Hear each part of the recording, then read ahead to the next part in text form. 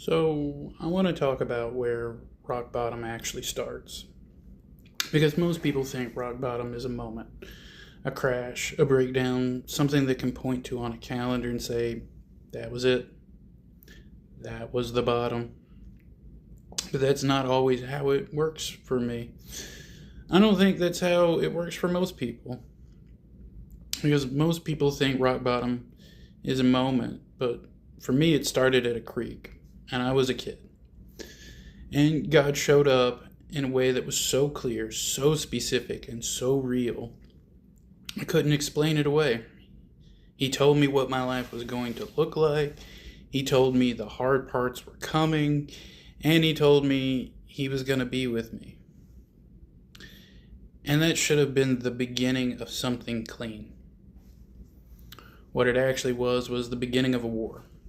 Because when you know something is real and when you've had an encounter that is undeniable, and then you watch your life go sideways anyway, something inside of you starts to split.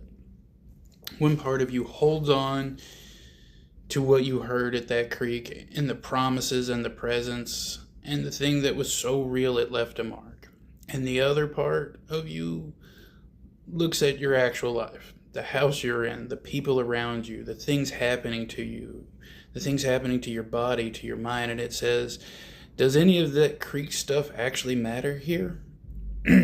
James calls this being double-minded, two-souled, dipskusho, forgive my Greek, not two-faced, that's just lying, but two souls means two actual orientations running at the same time inside one person, and he makes it that a man is unstable in all of his ways, not just the obvious ones, all of them.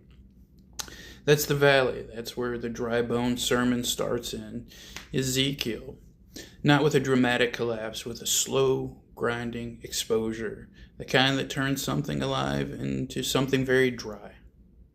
And I spent years in that valley before I understood what God was actually doing in it. And what he was doing was not abandoning me. He was in the valley, standing in it, asking the same question he asked Ezekiel. Can these bones live? And if you're in a valley right now, not a dramatic crash, just slow, grinding kind where nothing grows, and the fire went out a long time ago. I need you to hear this. That question is still being asked.